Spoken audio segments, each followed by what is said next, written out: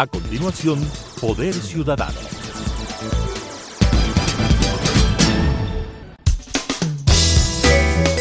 Clasificación B, bajo supervisión de un adulto.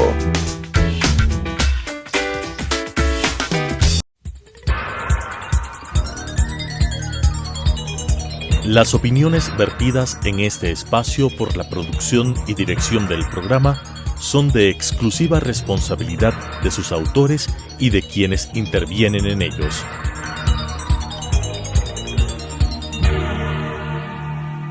Telesucesos Canal 29 UHF presenta Poder Ciudadano, una ventana construida desde la visión plural ciudadana para la expresión de sus anhelos, demandas y aspiraciones, con la conducción del doctor Patricio Gijón.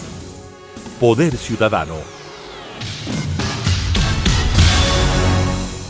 Cordiales saludos.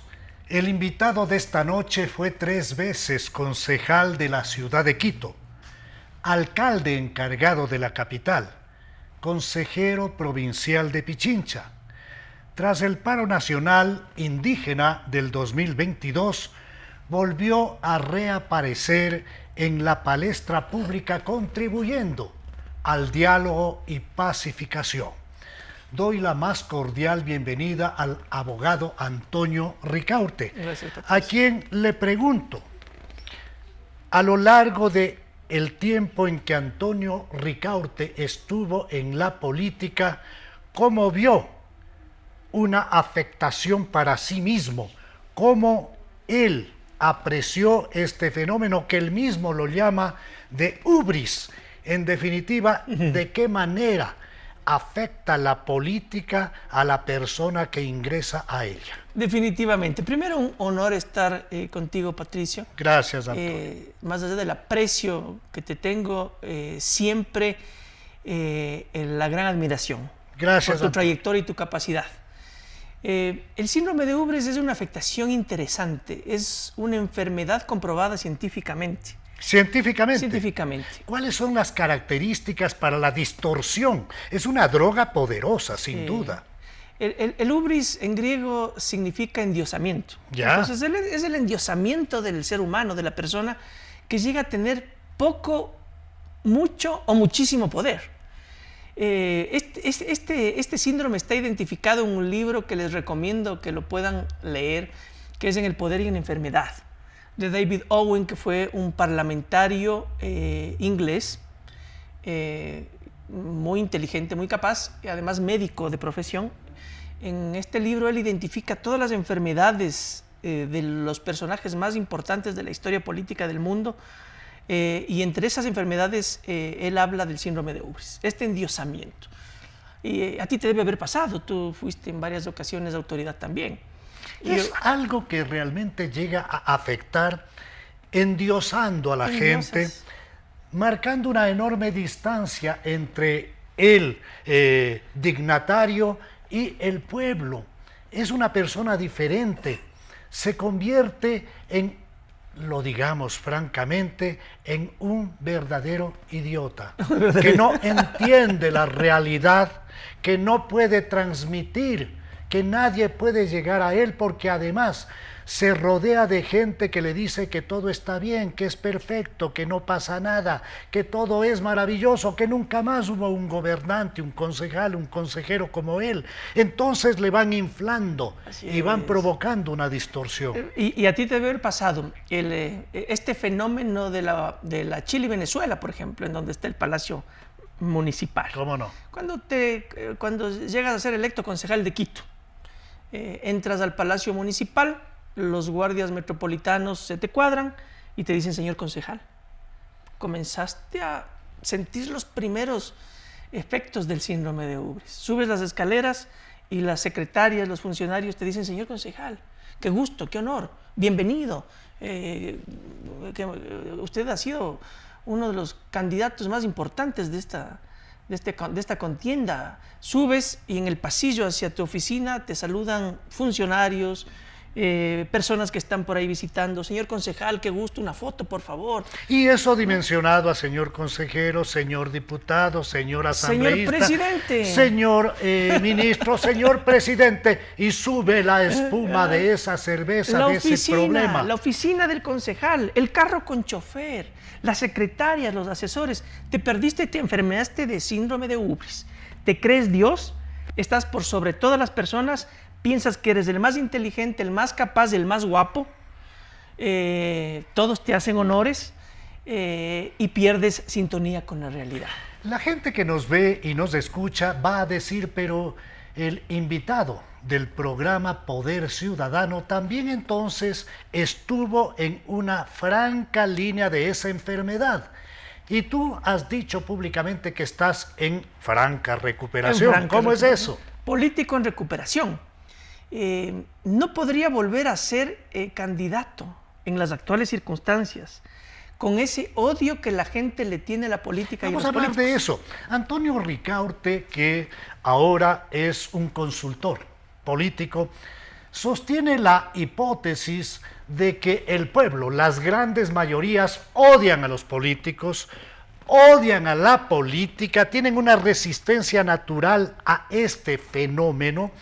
Y yo diría, Antonio, que todo esto tiene que ver con los resultados de la mala política, con los resultados de los malos políticos infectados del ubris. Esto tiene que ver con lo que la gente aprecia, un aparato estatal, aparatos institucionales que han fracasado y que están en esos aparatos que han fracasado. Esos aparatos están infestados por burócratas que no sirven sino para fastidiar a la gente, para romperle su vida diaria, para hacerle los trámites más odiosos y pesados, en definitiva, para no facilitar, sino complicar y luego vender facilidades. Todo esto tiene que ver con la enorme distancia que tiene el pueblo frente al político. Sí, una distancia enorme. El político habla el idioma de la política. Un idioma que la gente no entiende, que no le interesa, que no cree y que rechaza, que odia. Este fenómeno del odio a la política y a los políticos no es solamente un tema del país, es un tema del mundo. Y tú puedes ver las grandes explosiones sociales en todo el planeta. Pero eso nos va a llevar a repensar los sistemas democráticos que no han funcionado. Totalmente. A repensar la política, los políticos están en extinción. Y los sistemas democráticos, tal y como están concebidos, están también en un proceso de extinción. Tú ves todos los días revoluciones sociales en todo el planeta. Casi ya no les llama la atención a la gente, pero sí llamaron la atención en su momento, por ejemplo, la primavera árabe, cuando un caramelero tunecino sufre el embate de un policía metropolitano, le quitan su charol de caramelos. De un incidente aparentemente menor surge un problema gigantesco. Se autoincinera y alguien le graba con este aparatito, que ya vamos a hablar de este aparato, y se genera una autoconvocatoria y una revuelta ciudadana que da como resultado que todos esos regímenes que eran considerados casi dioses, hablo por ejemplo de Muammar Gaddafi en Libia o de Hosni Mubarak en Egipto, de 30, 40 años de dictaduras atroces, intocables, comienzan a caer y a tambalear. Y esa primavera árabe se ve reflejada luego en revueltas sociales muy poderosas, como por ejemplo los chalecos amarillos en Francia, o el separatismo catalán, o las revueltas en los Estados Unidos como resultado y un poco bajando al sur de lo que pasó en Chile, negra, lo que pasa Ecuador, en Argentina, Bolivia, lo que ha ocurrido en el Ecuador. Y todos los días en todas las latitudes de todo el planeta. Ahora bien, en medio de toda esta realidad de efervescencia social que va a golpear definitivamente todo lo que nosotros conocemos como sistema democrático, pues aquí la única revolución que yo reconozco es la tecnológica. Sí, así es. Esto cambió todo, porque ahora cada ciudadano tiene la capacidad y la fuerza y el poder ciudadano para convertirse en un comunicador. Así es. Y esto hizo una diferencia entre lo que fue ayer y lo que es hoy y lo que viene mañana, de tal manera que cómo empata esto que significa el odio a la política, el odio a los políticos, la catástrofe en cuanto se refiere a eficiencia institucional, cómo se ve reflejado ahora en una nueva proyección de algo diferente cuando, por ejemplo, en el Ecuador tenemos más de lo mismo. ¿Por qué digo eso? Porque estamos frente a una campaña electoral flash chiquitita y a veces lo que el abogado Ricaurte expresa, y yo comparto muchas de sus teorías, sin embargo en la práctica yo veo que hay desajustes. Por ejemplo, todo el mundo dice que con un 22 o 24% sólido que tiene la Revolución Ciudadana, esta ya se encontraría en la segunda vuelta. Esos corresponden a esa política supuestamente odiada, devaluada, a una política antigua. ¿Cómo así? A ver, esto hay que analizarlo en serio. Este aparatito y los instrumentos tecnológicos se convirtieron en lo que tú dices, en ese hecho fundamental que rompió con el intermediario antiguo que eran los medios de comunicación tradicionales entre el poder y la gente. Y ya no hay más ese intermediario. Los medios de comunicación tradicionales te decían lo que era cierto, lo que era bueno, lo que era malo, quién era bueno y quién era malo. Lo que les convenía. Exactamente. Hoy cada ser humano es un medio de comunicación. Vivimos la tercera revolución industrial de las comunicaciones, en donde manda la inteligencia artificial, la big data, y en donde mandan los algoritmos. Y cada uno de nosotros está ensimismado en nuestro micromundo algorítmico de las redes sociales. Quienes estamos interesados en la política, los comunicadores, los opinólogos, etcétera, etcétera, estamos perdidos. Eso que él llama el círculo rojo, el Jaime círculo Durán. rojo está perdido en ese micromundo algorítmico de las redes sociales y pensamos que todo el mundo está enterado, pensando y hablando de lo que nosotros hablamos. ¿Y qué porcentaje está realmente metido en esto? Depende, pues. Si es que tú hablas del Twitter, un porcentaje pequeñito. Y solamente están los locos fanáticos que ya han tomado decisión, a los que no les vas a poder nunca cambiar de opinión. Y tienes tú otras redes sociales en donde sí se habla el idioma de la gente. ¿Cuáles? El Facebook, el YouTube, videos cortos. Nadie ve un video más largo de 20 segundos.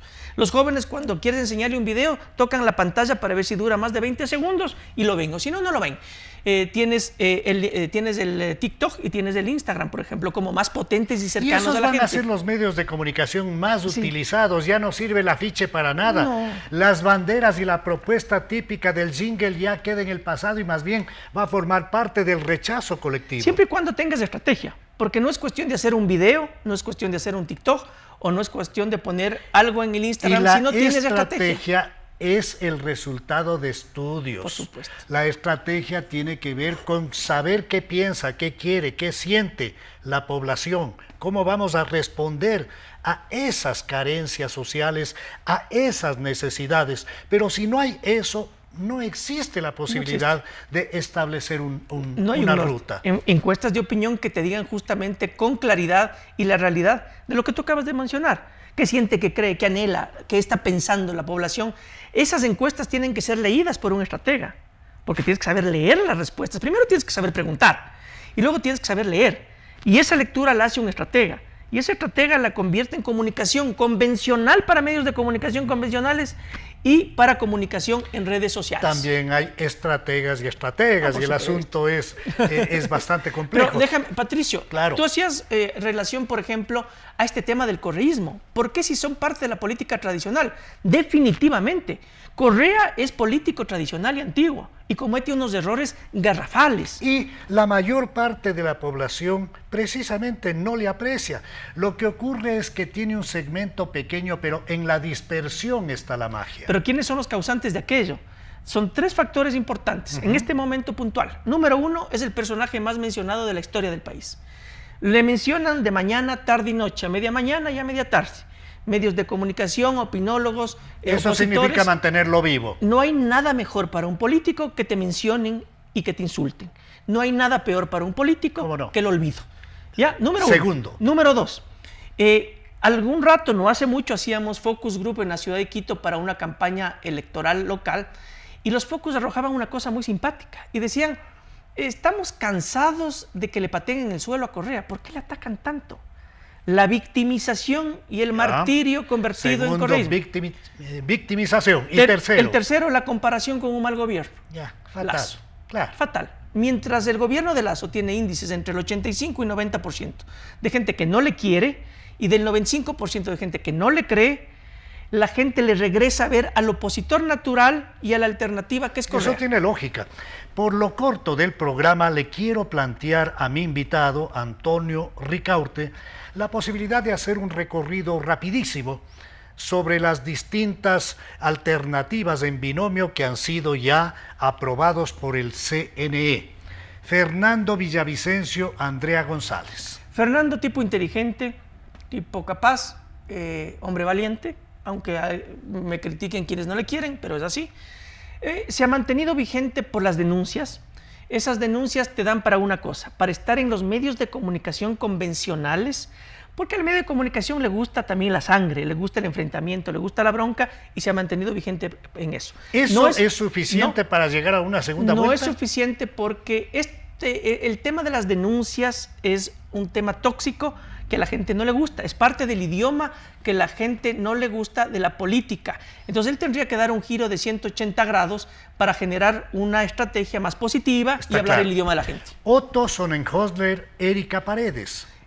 Hombre inteligente, hombre capaz, nuevo, se viste diferente que los políticos, actúa diferente, se le ve diferente, tiene experiencia, pese a haber estado en el gobierno de Lenín Moreno, un mal gobierno. Él salió a tiempo, hizo una gestión importante en el tema de la pandemia. Habrá que ver qué estrategia lleva a cabo para poder sintonizar con la gente y tener una votación importante. Hoy por hoy está peleando el segundo lugar. ¿Crees tú que él tiene potencia como para llegar a un segundo lugar? Sí, tiene potencia, dependerá de la estrategia. Muy bien. Daniel Noboa.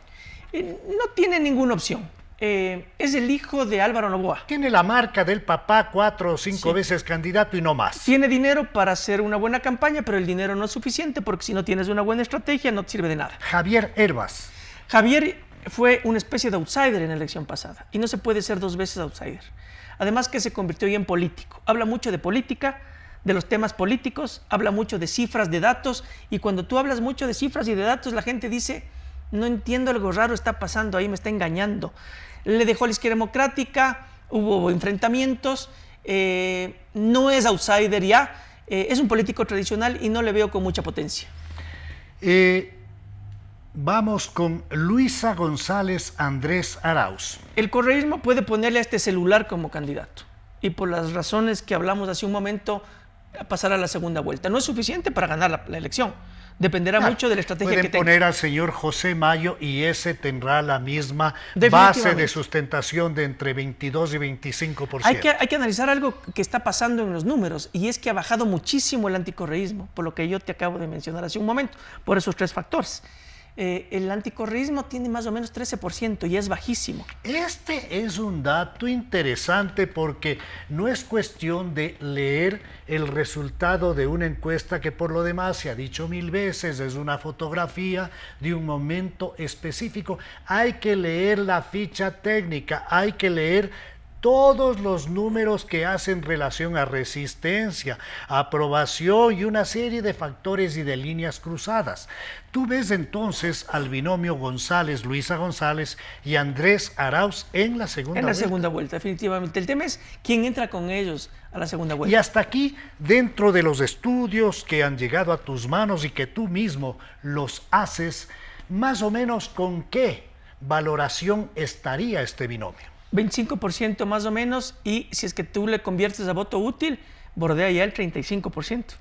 Entonces imagínate. Eso es peligrosísimo. Es muy peligroso, puede ganar en primera vuelta. Ya, ahora bien, ¿cómo está Yacu Pérez Nori Pineda? Importantísimo este análisis, muy importante. Yacu Pérez fue el outsider de la elección pasada. Pero ya no es. Ya no es. Se vestía diferente, actuaba diferente, hablaba diferente, tenía el apoyo. Se viste diferente, sí. Actúa diferente, tiene un lenguaje que está muy de moda, sí. Incluso que empata con una consulta popular. Así es. no sé si él, pero no existió un candidato, no sé si él lo consiguió, no existió un candidato formal de la CONAIE, tampoco de el Pachacutic, de tal manera que él va a recibir naturalmente el apoyo de esos sectores. Él rebasó el apoyo de ese segmento poblacional para ser también un candidato de la juventud. ¿Cómo está ahora la propuesta de Yacu? A ver, número uno, ya fue outsider, no puede ser outsider dos veces. Ya no es outsider, ya no es el nuevo, ya no es el distinto ni el diferente.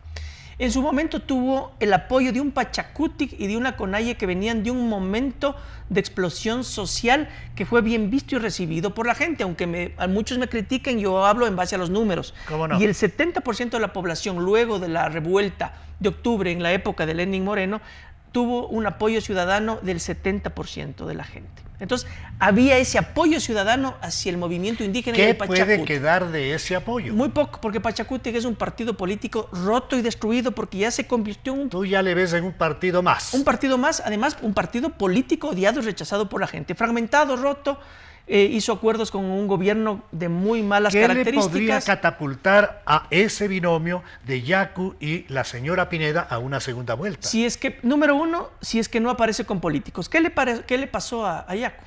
Se alió con partidos políticos tradicionales. Tú le ves con banderas políticas, con políticos sentado al lado, dando ruedas de prensa en mesa con mantel, con bandera atrás, como los políticos tradicionales. Se está convirtiendo en un político tradicional que no tiene el apoyo del sector indígena ni de Pachacutic. Sin embargo, yo no creo que él esté fuera de la posibilidad de buscar una segunda vuelta. Fuera, pero siempre y cuando tenga y asuma una estrategia política adecuada, que vuelva a ser el diferente, el distinto, que no se rodee de políticos y de partidos políticos, que les desaparezca a los políticos, que desaparezca las banderas políticas y que sea él, el distinto y el diferente, asumiendo una estrategia política.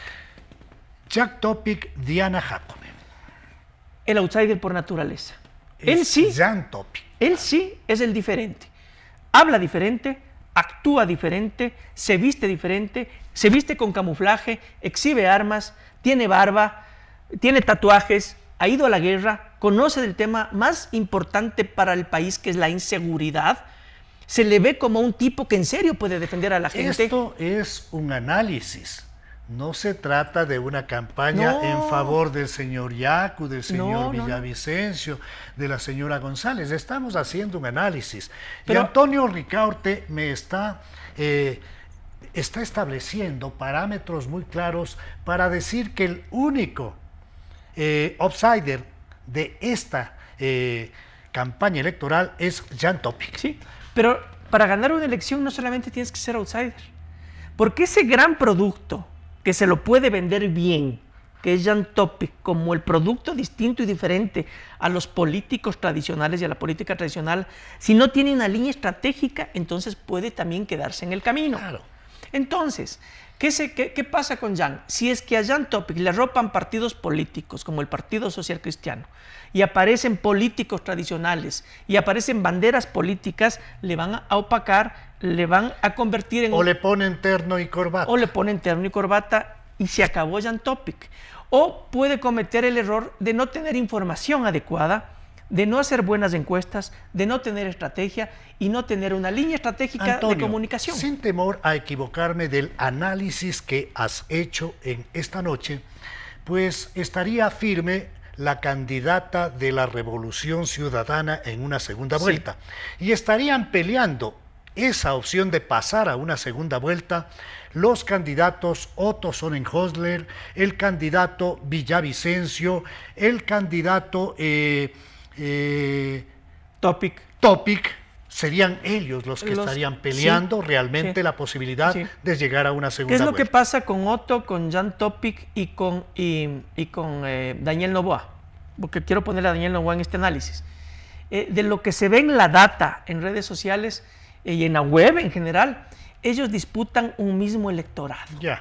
El de los clase media altas y aspiracionales, los que quieren ser importantes, quieren tener dinero, quieren ser exitosos empresarios de Guayaquil, de Quito, de la Sierra. Vamos a dejar ahí este primer análisis con el abogado Antonio Ricaurte, a quien agradezco por su contribución muy interesante en el programa de esta noche.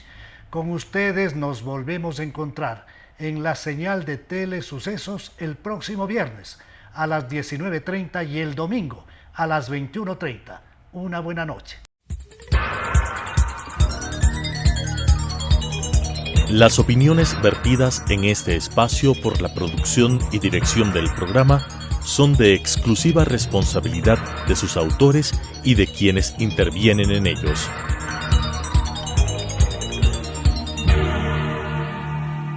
Telesucesos Canal 29 UHF presentó Poder Ciudadano, una ventana construida desde la visión plural ciudadana para la expresión de sus anhelos, demandas y aspiraciones, con la conducción del doctor Patricio Picón. Poder Ciudadano.